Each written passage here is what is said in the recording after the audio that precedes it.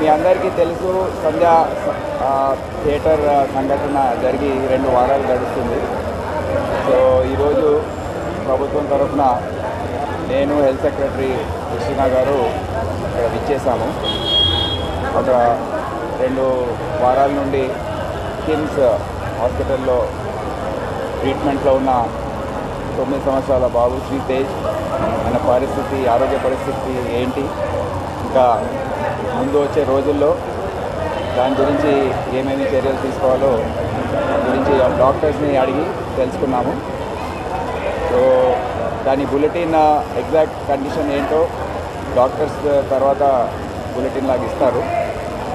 ముఖ్యంగా ఆ రోజు జరిగిన తొక్కిసలాట్లో శ్రీ తేజ్కి బ్రెయిన్ డ్యామేజ్ జరిగింది. ఆక్సిజన్ అందక హైపోక్సియా బ్రెయిన్ డ్యామేజ్ అంటారు, అది జరిగింది.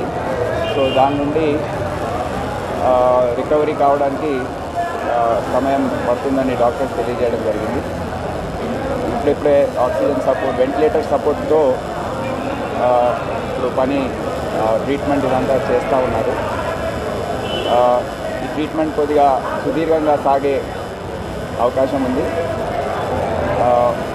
టెక్నికల్ ఆస్పెక్ట్స్ ఏవైతే ఉన్నాయో అవి తొందరలో డాక్టర్స్ టీం ఒకటి రివ్యూ చేసి ఒక బులెటిన్ లాగా వాళ్ళు ఇష్యూ చేస్తారు.